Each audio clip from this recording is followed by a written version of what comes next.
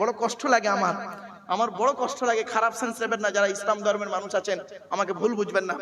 আমরা কিছু মৌলবী সাহেব, সকলে নয়, আমরা কিছু মৌলবী সাহেব করলাম কি, এই কোরআনটাকে নিয়ে কি করলাম, ব্যবহার করলাম কিভাবে, তেল পড়া, পানি পড়া, ওয়াজ করা, খতম পড়া, তাবিজ মরা, ঘর বন্ধ করা, আর নিজেদের মধ্যে মারামারি করা। কিরকম মারামারি?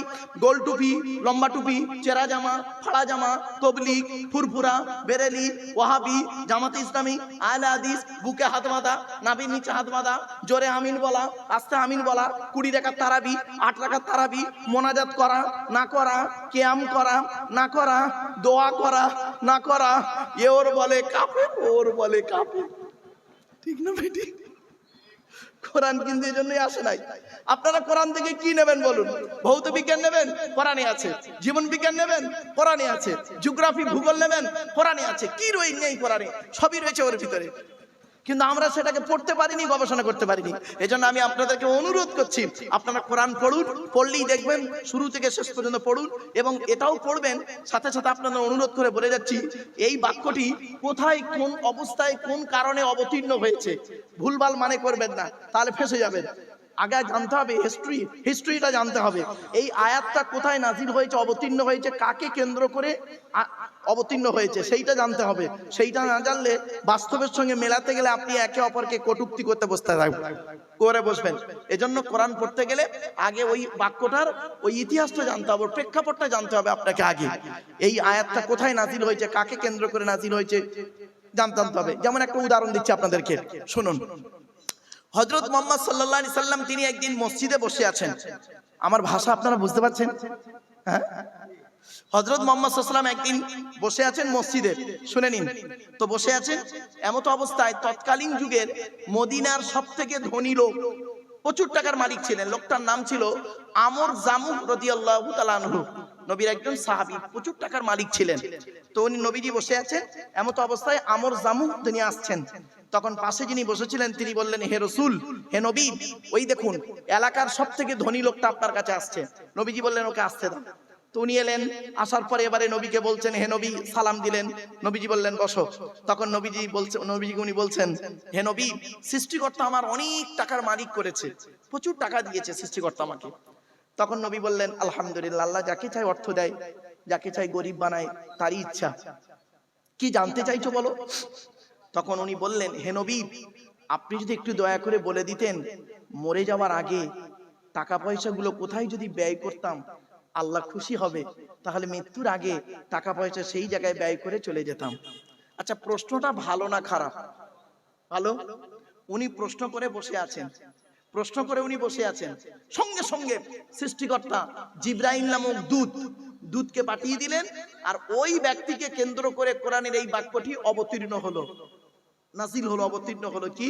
ইয়াসআলুনাকা মাযা ইউনফিকুন, নবী তোমাকে ওরা প্রশ্ন করছে টাকা পয়সা কোথায় ব্যয় করলে আল্লাহ খুশি হবে।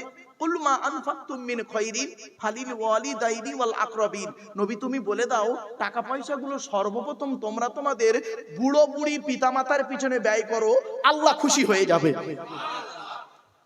তাহলে সর্বপ্রথম টাকা পয়সা কার পিছনে ব্যয় করতে হবে? কিন্তু দুঃখের বিষয় কি জানেন?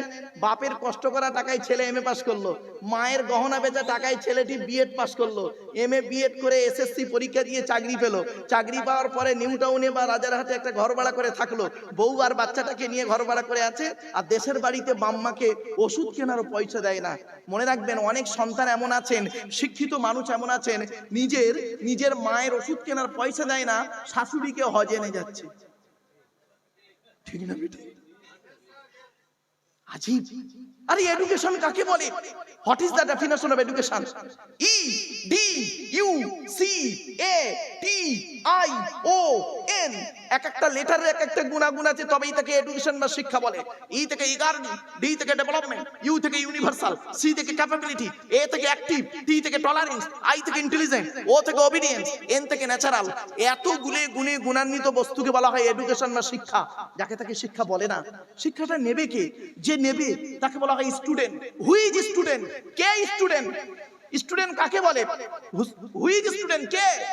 ওই 10টায় গেল, 4টেই এলো, আমতলা জামতলা বুড়ির বেলতলা বাসতলা, ইকোপার নিকোপার চিড়িয়াখানা ভিক্টোরিয়া জাদুঘর তারামণ্ডল নদীর পার্কে বসে প্রেম নিবেদন করলো, সারা বছর পড়লো না, পরীক্ষার খাতায় টুকলি আর চুরি করলো, আর স্যার ধরলো ছুরি মারলো, এর কোনোদিন স্টুডেন্ট বলে না। STUDENT, এক একটা লেটারের এক একটা গুণাগুণ আছে, তবেই তাকে স্টুডেন্ট বলে। এস থেকে স্টাডি, টি থেকে ট্রুথফুল, সত্যবাদী হতে হবে। রাগ করবেন না, এখনকার ছাত্র ছাত্রীরা বেশিরভাগ মিথ্যাবাদী, সকলে নয়, বেশিরভাগ স্টুডেন্ট মিথ্যাবাদী। রাগ করবেন না, এখন লেখাপড়া কোথায় হয় জানেন? রাগ করবেন না, এখন লেখাপড়া কোথায় হয় শুনবেন? টয়লেটে। শুনতে একটু খারাপ লাগলো না? পেচ্ছাপখানায়, পায়খানায়। কি হিন্দু কি মুসলিম? মাধ্যমিক পরীক্ষা হচ্ছে, উচ্চ মাধ্যমিক পরীক্ষা হচ্ছে, কি বোর্ড, স্কুল বোর্ড, মাদ্রাসা বোর্ড, যেই বোর্ডই বলেন না কেন, পরীক্ষা হচ্ছে, একটু গিয়ে দেখবেন বয়েজ এবং গার্লসের টয়লেট গুলো একটু গিয়ে দেখবেন, অন্য সময় দেখবেন ওই পেচ্ছাপখানায় পায়খানায় বইয়ের পৃষ্ঠা ছেঁড়া, টুকলি, মাইক্রো জেরক্স, বই ফেলে রেখে চলে এসছে। আর সত্যিকারে একজন মেধাবী স্টুডেন্ট, তার পেশাবের প্রয়োজন, সে তাড়াতাড়ি করে গিয়ে ওর উপরে পেশাব ফিরে চলে এসছে। যে ছেলেটা টুকলি চুরি করে পাশ করলো, 20 বছর পরে তিনি একজন শিক্ষিত লোক হলো, ডিগ্রি প্রাপ্ত হয়ে 20 বছর পরে মাইক ধরে এসে জনগণের সামনে লেকচার দিচ্ছে। আর ওই লেকচার শুনে জনগণ সঠিক পথ পাবে, হিন্দু মুসলিম, এটাকে বিশ্বাস করাটা কিরকম জানেন? ঠিক ওই কাঁঠালের আমসত্ত্বের মতো। আপনারা খেয়েছেন রাজারহাটের মানুষ কাঁঠালের আমসত্ত্ব? আর হয় না, তা খাবে কি? ঠিক না বেটে? হয় আমসত্ত্ব হয়, নয় কাঁঠাল সত্য হয়। কাঁঠালের আমসত্ত্বের মতো। চলো এবার আসছি, শিক্ষাটা দেবে কে? কে দেবে? টিচার। Who is teacher? কে টিচার? পড়ালেই খালি টিচার না, চলুন দেখি। TEACHER, টি থেকে ট্রেনার, প্রশিক্ষণ প্রাপ্ত হতে হবে তবেই তুমি টিচার। ই থেকে ইগারজি, আগ্রহী হতে হবে তবেই তুমি টিচার। এ থেকে এবিলিটি, দক্ষতা থাকতে হবে তবেই তুমি teacher. Most important letter C, C থেকে ক্যারেক্টার, চরিত্র ঠিক থাকতে হবে তবেই তুমি টিচার। আজ থেকে 30 বছর আগে এই বয়োজ্যেষ্ঠ লোকেদের জিজ্ঞাসা করুন, আজ থেকে 30 বছর আগে আমরা কি করতাম? স্যারেদের দেখলে সাইকেল থেকে নেমে যেতাম, ঠিক না বেটি? কি হিন্দু কি মুসলিম? আর এখন কি হয়েছে শুনবেন? টিচার ছাত্রের সম্পর্ক, টিচার ছাত্রের সম্পর্ক সব জায়গায় নাই, বেশ কিছু জায়গায় টিচার ছাত্রের সম্পর্ক বন্ধু, বিড়ি চেয়ে খায়, খৈনি মলে দেয়। রাগ করবেন না। এই জন্য প্রফেট মুহাম্মদ সাল্লাল্লাহু আলাইহি সাল্লাম বলেছিলেন, আর একটু আগিয়ে যাচ্ছে, আজ থেকে 30 বছর আগে টিচার আর ছাত্রীর সম্পর্ক কি ছিল? পিতা আর কন্যার ন্যায়। মেয়েটি শিক্ষককে বাপের মতো ভক্তি করত, শ্রদ্ধা করত, আর শিক্ষক ছাত্রীটিকে নিজের কন্যা বলে মনে করত। এখন কি হয়েছে শুনবেন? বেশ কিছু জায়গায় টিচার ছাত্রীর সম্পর্ক স্বামী স্ত্রী, প্রাইভেট পড়াতে দিয়েছে, ইংরাজি করাতে দিয়েছে, ম্যাথ করাতে দিয়েছে, ও বিয়েটাও পড়িয়ে নিয়ে বসে আছে। এই জন্যই প্রফেট মুহাম্মদ সাল্লাল্লাহু আলাইহি ওয়াসাল্লাম বলেছিলেন, দি Messenger of Allah peace be upon him said, the best among you those with good manner. নবী বলেন, তোমাদের মধ্যে উত্তম ব্যক্তি ওই লোকটা যার ক্যারেক্টার, চরিত্র ভালো, ওই লোকটাই হলো উত্তম ব্যক্তি। একজন উকিল, ব্যারিস্টার, মাস্টার, ডাক্তার, মোল্লা, মনীষা, পীর সাহেব, দরবেশ সাহেব, আমির সাহেব, মুফতি সাহেব যদি চরিত্র খারাপ হয়, আর একজন টোটোওয়ালার চরিত্র যদি ভালো হয়, টোটোওয়ালাটাই হলো আল্লাহর কাছে প্রিয় ব্যক্তি। Many loss is something lost, health loss is nothing lost, but character loss is everything lost. মানুষের যদি টাকা চলে যায়, ইনকাম করলে টাকাটা আবার ফিরে আসবে। মানুষের যদি শরীর চলে যায়, ভালো মন্দ খেলে শরীরটাও ফিরে আসবে। কিন্তু বন্ধু, মানুষের যদি চরিত্র চলে যায়, চরিত্র কিন্তু আর ফিরে আসবে না। 4 নাম্বার লাইনে সূরার নাম সূরা নাহলের 89 নাম্বার আয়াতে সৃষ্টিকর্তা বলেন, নবী, তোমার উপরে আমি এই কোরআন অবতীর্ণ করেছি। সমস্ত জিনিসের বর্ণনা এই কোরআনের ভিতরে ডাইরেক্ট ইনডাইরেক্ট দলিল সহ আল্লাহ পাঠিয়ে দিয়েছে। জোরে বলুন সুবহানাল্লাহ। অন্য একটি আয়াত দিয়ে সৃষ্টিকর্তা আরো সুন্দর পারা খণ্ডে 18 নম্বর পৃষ্ঠার 14 নম্বর লাইনে সূরার নাম সূরা কাফের 54 নম্বর আয়াতে সৃষ্টিকর্তা বললেন কি, ওয়ালাকাদ সাররাফনা ফি হাযাল কুরআন লিন-নাস মিন কুল্লি মাসাল ওয়া কানাল ইনসানু আকসারা শাইইন জাদালা। সহজ সরল বাংলা মানেটা কি? সৃষ্টিকর্তা আল্লাহ বলেন, আমি এই কোরআনের ভিতরে পৃথিবীর সমস্ত জিনিসের বর্ণনা উদাহরণ সহ মানুষের জন্য সুন্দর করে বলে দিয়েছি। ওয়া কানাল ইনসানু আকসারা শাইইন জাদালা।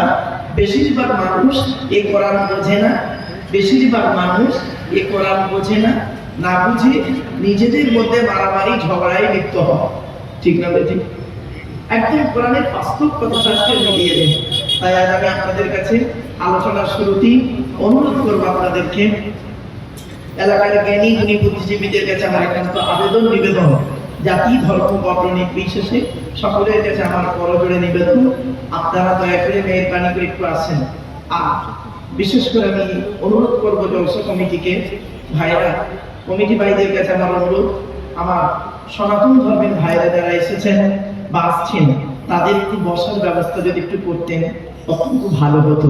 চেষ্টা করবেন আগামীতে যখন এই জলসা করবেন তাদের একটু বসার চেয়ারের ব্যবস্থা করলেন, বা মুসলিম ভাইরা বসলো বা সকলকে চেয়ারের ব্যবস্থা করলেন, খুব ভালো হয়। এগুলো দেখবেন খুব ভালো লাগে। আসুন টু দি পয়েন্টের উপরে আমার কথা বলার একটু সুযোগ দিন। আসুন। পৃথিবী শ্রেষ্ঠ নবী মুহাম্মদ সাল্লাল্লাহু আলাইহি ওয়াসাল্লাম, আপনারা সকলে জানেন শেষ নবী প্রফেট মুহাম্মদ সাল্লাল্লাহু আলাইহি ওয়াসাল্লাম তিনি তার সঙ্গীদেরকে, আগে একটা কথা বলে নিই, আমি আলোচনা করতে করতে আমি দুরকম ভাষা ব্যবহার করবো আজকে। কখনো বলবো চাচা, কখনো বলবো কাকা, কখনো বলবো সঙ্গী, কখনো বলবো সাহাবী, কখনো বলবো পাড়া, কখনো বলবো খন্ড, খারাপ সেন্স নেবেন না। কখনো বলবো জল, কখনো বলবো পানি, এটা নিয়ে কেউ দ্বিধা করবেন না, অনুরোধ করছি। ছোট্ট একটা উদাহরণ দিচ্ছি, যারা মুসলিম ভাই আছেন তারা সাহাবী শব্দটা বুঝবেন। সাহাবী শব্দটা যদি বলি নবীর সাহাবী, আপনি বুঝে ফেলবেন। কিন্তু আমার অমুসলিম ভাই যারা সনাতন ধর্মের ভাইরা এসেছেন বা আসছেন বা শুনছেন দূর থেকে, তারা কিন্তু সাহাবী শব্দটা সহজে বুঝতে পারবে না। সাহাবীটা আবার কি? তখন তাদের জন্য আমাকে ব্যবহার করতে হবে নবীর সঙ্গী, তাহলে তারা সব করে বুঝে নেবে। ঠিক না ঠিক? কথা বুঝতে পারছেন আমার? এই জন্য আমি আপনাদেরকে আগে বলে নিচ্ছি বাবু, আমি 2-3 রকম শব্দ আজকে আমি এখানে ব্যবহার করব। দয়া করে মেহেরবানি করে খারাপ সেন্স দেবেন না। আমার আগেই যিনি আলোচনা করছিলেন, ওরই সন্তানের সন্তান আওলাদে মুজাদ্দিদুল জামান, যিনি আলোচনা রাখছিলেন আমার আগে, সত্যি কথা বলতে কি, সত্যিকারের তিনি একজন যোগ্য আলেম, যোগ্য মানুষ, মেধাবী স্টুডেন্ট এবং যোগ্য আলেম, যোগ্য মানুষ। বাস্তবটাই বলছি, সত্যটাকে অস্বীকার করাটা ঠিক হবে না। ঠিক না ঠিক? আসুন, তার জ্ঞান গর্ব বক্তব্য, প্লিজ আস্তে আস্তে আস্তে আস্তে, তার জ্ঞান গর্ব বক্তব্য আপনারা শুনেছেন। আমি হতভাগা, তেমন ইলিম কালাম আমার নেই বাপ, সত্য কথাই বলি। আলোচনার শুরুতেই আপনাদের কাছে স্যারেন্ডার হয়ে যাওয়াটাই ভালো। আমি মনে করি আমার জ্ঞানটা হলো সীমিত কিছু বই পুস্তক অক্ষর সিলেবাসের জ্ঞান, আর আপনাদের জ্ঞানগুলো হলো বিভিন্ন রকম কোয়ালিটি কোয়ান্টিটি বক্তার বক্তব্য শোনা জ্ঞান। তা আমি মনে করি আপনাদের জ্ঞানগুলো হলো প্রশান্ত মহাসাগরের মতো জ্ঞান, আর প্রশান্ত মহাসাগরের উপরে ছোট্ট একটা কলসির মতো আমার জ্ঞান। আমি আপনাদের জ্ঞান দিতে এসেছি, এটা যেন কোনোদিন ভাববেন না আমি আপনাদের জ্ঞান দেওয়ার ক্ষমতা রাখি নাই। পেশাগত দিক থেকে বর্তমানে আমি একজন উচ্চ মাধ্যমিক হাই মাদ্রাসার শিক্ষক, কলেজ এবং ইউনিভার্সিটির ছেলে মেয়েও পড়াই। কাজেই আমাকে একজন ছাত্র বলতে পারেন। আমি এখনো 5টা ধর্মগ্রন্থের ছাত্র। ইহুদিদের সব থেকে বড় ধর্মগ্রন্থের নাম কি জানেন? পৃথিবীর সব থেকে বড় ধর্মগ্রন্থ, আকারে বড়, পৃথিবীর সব থেকে বড় ধর্মগ্রন্থ, তার নাম হলো ইহুদিদের ধর্মগ্রন্থ, নাম হলো তার তওরাত। কি বললাম বাবা? তওরাত। সেই তওরাত কিতাবের আমি একজন ছাত্র। তওরাত কিতাবের পরিচয়টা দিয়ে আজকে আপনাদের, তওরাত কিতাব হলো 1000 পারা বা খণ্ড। আমি আগেই বলেছি, কখনো বলবো পারা, কখনো বলবো খণ্ড, একটু মানিয়ে নেবেন। পারাটা মুসলিম ভাইরা বুঝবেন, অমুসলিম ভাইরা কিন্তু পারা শব্দটা বুঝবে না। যদি বলি খণ্ড শব্দটা বুঝে নেবে। কিছু বুঝতে পারছেন আমার কথা? চলো প্লিজ অ্যাটেনশন। তওরাত কিতাবটা এসেছে মুসা বলে একজন নবীর উপরে। কবে এসেছিল? 1000 পারা বা খণ্ড বিশিষ্ট রমজান মাসের 6 তারিখে। সেই তওরাত কিতাবের আমি একজন ছাত্র। আরেকটি কিতাব এসেছিল পৃথিবীর মানুষকে সঠিক পথে চালনা করার জন্য। কেতাবটির নাম হলো জবুর কেতাব। যে নবীর উপরে এসেছিলেন সেই নবীটির নাম হলো দাউদ নবী, ইহুদিরা যাকে বলে ডেভিড। জবুর কেতাব কত পারা বা খণ্ড? 150 পারা বা খণ্ড। কবে এসেছিল? রমজান মাসের 8 তারিখে। তা তওরাত এলো 6 তারিখে, জবুর এলো 8 তারিখে। আর একটি কেতাব এসেছিল পৃথিবীর মানুষকে সঠিক পথে চালনা করানোর জন্য, সেই কেতাবটির নাম হলো ইনজিল। কেতাবটি হলো ঈসা নবীর উপরে নাজিল হয়েছিল। ঈসা বলে একজন নবী আছে। ওই ইনজিল কেতাবকে আবার 2 ভাগে ভাগ করা হলো, নাম হলো বাইবেল দেওয়া হলো, ওল্ড টেস্টামেন্ট, নিউ টেস্টামেন্ট। ইনজিল কেতাব কত পারা বা খণ্ড? 27 পারা বা খণ্ড। কবে এলো? রমজান মাসের 18 তারিখে। 3টি কেতাব হলো। আর আমার সনাতন ধর্মের ভাইরা যারা আমার বক্তব্য শুনতে এসেছেন, আসছেন এবং আসবেন, শ্রীমতী ভগবত গীতারও আমি একজন ছাত্র। আর পঞ্চম হলো দি হলি কোরআন। আপনারা সকলেই জানেন ইসলাম ধর্মের ধর্মগ্রন্থ দি হলি কোরআন হযরত মুহাম্মদ সাল্লাল্লাহু আলাইহি ওয়াসাল্লামের উপরে 610 খ্রিস্টাব্দে 1 ফেব্রুয়ারি সোমবার। কত বললাম? হ্যাঁ, একটু মাথায় রাখুন। এগুলো আমার বক্তব্যের শুরুতে ইন্ট্রোডাকশনটা যদি মাথায় না রাখেন বুঝতে পারবেন না। 610 খ্রিস্টাব্দে 1 ফেব্রুয়ারি সোমবার। আজকে তারিখটা কত আছে বাবা? 4ই জানুয়ারি। জানুয়ারি মাসের 4 তারিখ 2026 সাল, রবিবার। আজকের বাড়িতে যাবেন, বাড়িতে গিয়ে লিখবেন, ঠিক এইভাবেই লিখবেন, 4/4/1/2025। এই 2026 তওবা, মানে টাটকা টাটকে গেছে তো যেন ভুলতে পারছি না। টাটকা টাটকে গেছে 25 তো যেন ভুলতে পারছি না, বেরিয়ে পড়েছে। চলো, তো 2026 লিখলেন, 4/1/2026 রবিবার। আর নিচেই লিখবেন 1/2, 1 ফেব্রুয়ারি মানে 1/2 610 সাল সোমবার। বাড়িতে গিয়ে মাইনাস প্লাস করবেন, করলেই পেয়ে যাবেন কতদিন আগে এই কোরআন পৃথিবীতে এসেছে। কোরআন হলো 30 পারা বা খণ্ড, 22 বছর 9 মাস 14 দিন, কম বেশি 23 বছর ধরে কোনো ঘটনাকে কেন্দ্র করে, কোনো ব্যক্তিকে কেন্দ্র করে, কোনো বস্তুকে কেন্দ্র করে, কোনো জায়গাকে কেন্দ্র করে অবতীর্ণ হয়েছে। 6000 আয়াত নাজিল হয়েছে, 12000 জায়গায় নাজিল হয়েছে মুহাম্মদ সাল্লাল্লাহু আলাইহি ওয়াসাল্লামের উপরে। এবং সেই কোরআন হলো 30 পারা বা খণ্ড বিশিষ্ট, রমজান মাসের লাইলাতুল কদরের রাতে। এই 5টা ধর্মগ্রন্থের আমি একজন ছাত্র বাবা। আমি তেমন জ্ঞানী মানুষ নই, আগেই বলে দিচ্ছি। ভাষাগত দিক থেকে যদি ত্রুটি হয়ে যায়, মানুষ মাত্রই ভুল হয়, ক্ষমার নজরে দেখবেন। এই আশা আকাঙ্ক্ষা রেখে আলোচনার সূচনা হচ্ছে।